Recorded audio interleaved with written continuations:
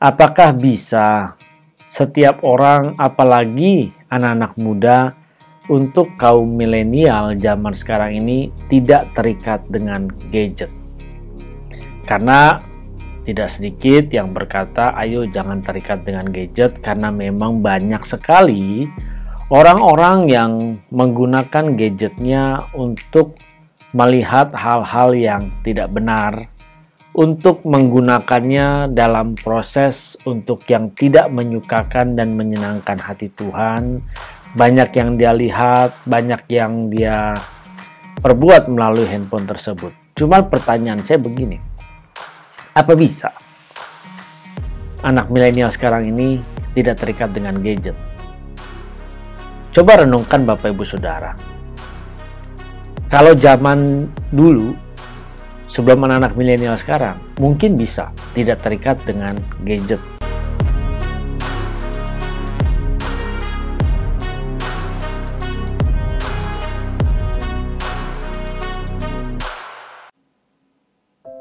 Shalom Bapak Ibu Saudara yang dikasihi, kita berjumpa kembali saat ini bersama dengan saya Buyung Kosaputra di channel CPS Television. Mari bagi Bapak Ibu Saudara yang baru pertama kali mengunjungi channel ini, ayo dukung saya dengan klik tombol subscribe, lalu klik gambar loncengnya, pilih semua notifikasi, agar setiap ada video-video yang terbaru yang saya upload, Bapak Ibu Saudara dapat menerima pemberitahuannya atau notifikasinya. Sering kita mendengar perkataan jangan terikat dengan gadget. Kita mendengar banyak orang pada saat ini selalu berkata jangan terikat dengan gadget, bahaya dengan gadget. Ketika saya mendengar perkataan ini, saya jujur memikirkan dan berpikir keras. Apakah benar manusia bisa tidak terikat dengan gadget? Apakah bisa setiap orang, apalagi anak-anak muda, untuk kaum milenial zaman sekarang ini tidak terikat dengan gadget? Karena tidak sedikit yang berkata, ayo jangan terikat dengan gadget, karena memang banyak sekali orang-orang yang menggunakan gadgetnya untuk melihat hal-hal yang tidak benar, untuk menggunakannya dalam proses untuk yang tidak menyukakan dan menyenangkan hati Tuhan. Banyak yang dia lihat, banyak yang dia perbuat melalui handphone tersebut. Cuma pertanyaan saya begini, apa bisa anak milenial sekarang ini tidak terikat dengan gadget? Coba renungkan Bapak Ibu Saudara.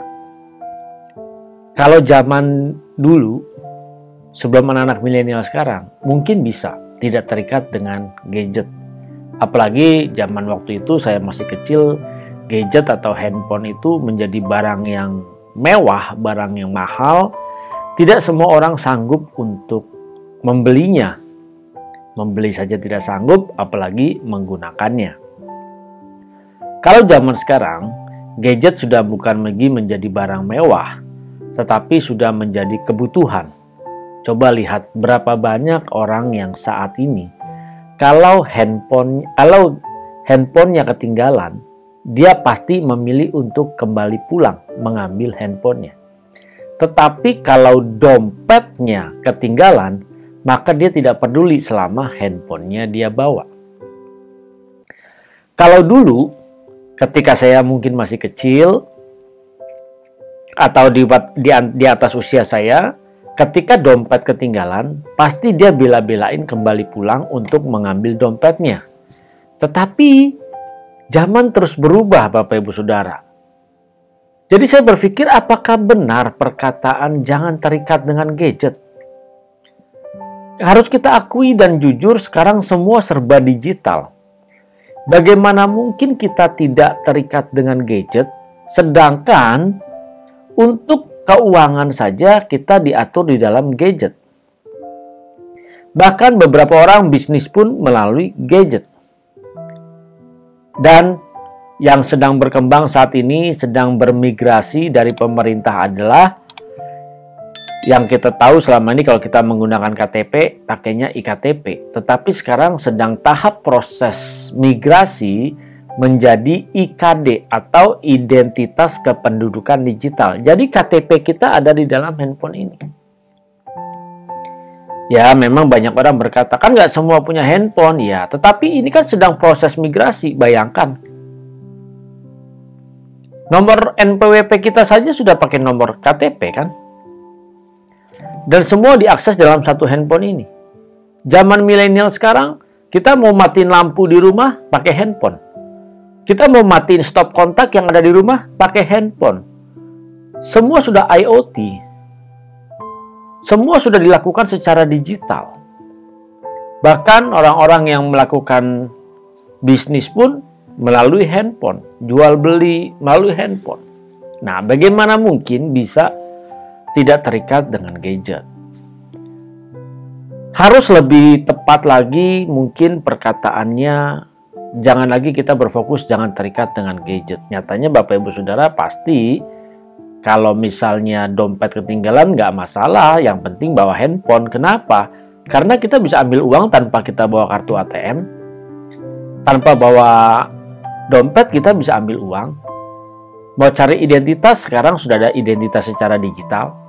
Semuanya sudah serba digital. Jadi, manusia sulit untuk terlepas atau tidak terikat dengan gadget. Yang tepat adalah jangan sembarangan menggunakan gadget.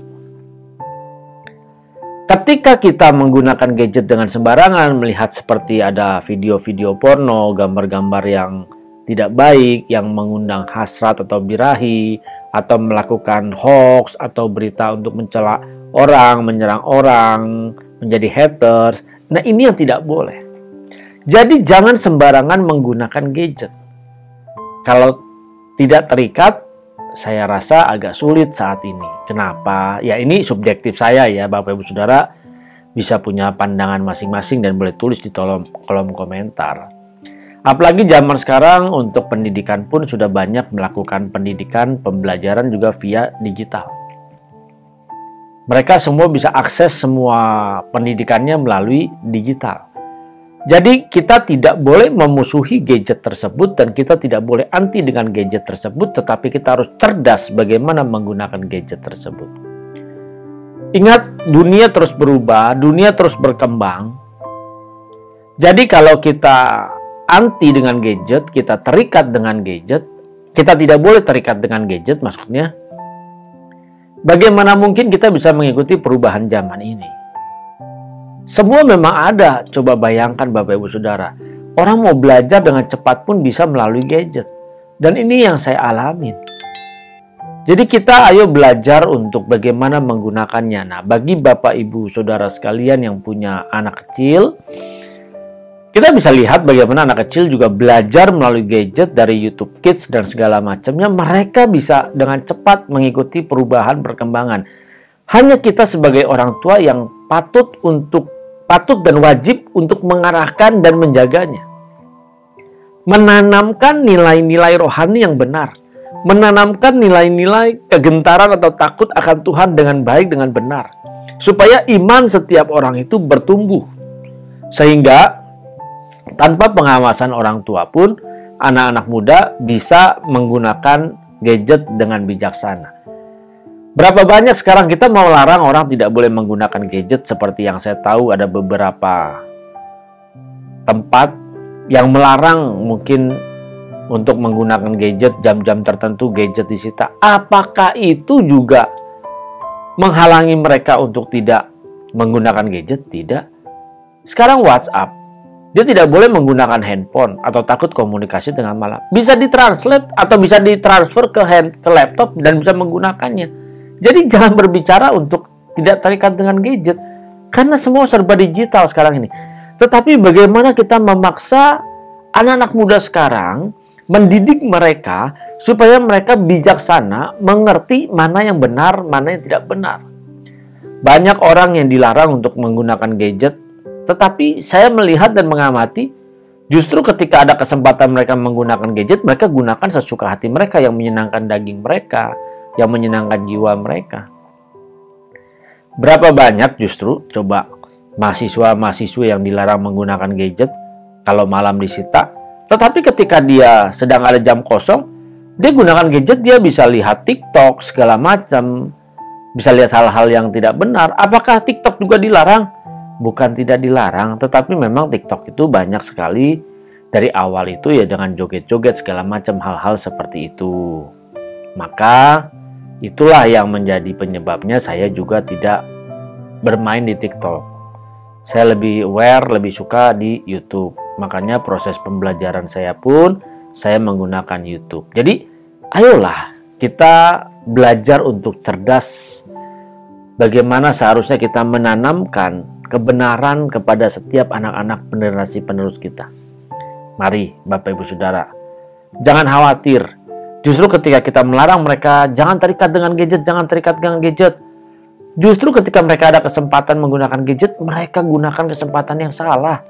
Tetapi sekarang yang penting bagaimana kita menanamkan di dalam pikiran mereka sejak kecil betapa pentingnya mana yang boleh, mana yang tidak boleh.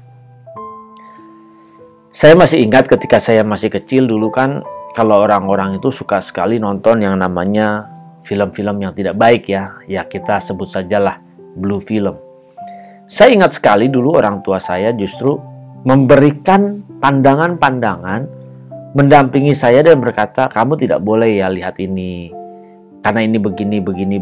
Dia kasih alasan dengan jelas, dia kasih penjelasan dan penjabarannya. Itu membuat kita akhirnya tahu, oh ini tidak boleh, oh ini tidak benar. Dan di sini kita menanamkan bagaimana sebenarnya kerohanian kita bertumbuh dengan baik, kita belajar kebenaran dengan baik. Ini yang penting Bapak Ibu Saudara. Kalau kita melarang percuma. Di mana ada kesempatan dia pasti akan menggunakannya. Contoh, dulu ada zaman-zaman ada PlayStation rental. Orang tidak boleh main PlayStation, tidak boleh main game. Ketika dia mungkin pulang sekolah atau dia sedang istirahat, dia main ke rental. Apakah orang tua bisa melarang? Tidak tahu. Jadi tidak mungkin kan juga kita harus menjaganya selama 24 jam. Tetapi bagaimana kita membuat mereka punya cara berpikir, punya wawasan yang baik yang benar seperti apa, sehingga mereka harus melakukannya dengan benar. Ini yang menjadi tugas dan tanggung jawab kita. Mari Bapak Ibu Saudara, saya mengajak ayo kita bagaimana menanamkan kebenaran kepada generasi penerus, dan juga jangan sampai kita salah memahami tidak boleh terikat dengan gadget, karena pada faktanya urusan perbankan pun melalui gadget. Sekarang coba Bapak Ibu Saudara datang ke sebuah bank mau ambil uang, tidak lagi harus isi slip di situ. Semua dari mana? Dari gadget. Mau setor uang, dari mana? Tulis slipnya. Dari gadget. Sudah tidak disediakan lagi slip. Mau ngantri, ambil antrian dari mana supaya bisa cepat? Dari gadget. Semua serba dari gadget. Nah, ini Bapak Ibu Saudara. Ayolah, kita belajarlah untuk cerdas, belajarlah untuk dewasa. Karena zaman terus berubah, maka cara berpikir kita juga harus berubah. Bagaimana sekarang kita menanamkan kepada setiap umat manusia agar mereka bisa memilih yang benar, memilih yang menyenangkan hati Tuhan, bukan yang menyenangkan daging dan jiwa kita. Mari bagi Bapak Ibu Saudara yang diberkati dengan renungan seperti ini, ayo dukung saya dengan klik tombol subscribe, klik gambar loncengnya, dan jangan lupa pilih semua notifikasi supaya ketika ada video-video yang terbaru, Bapak Ibu Saudara dapat menerima notifikasinya.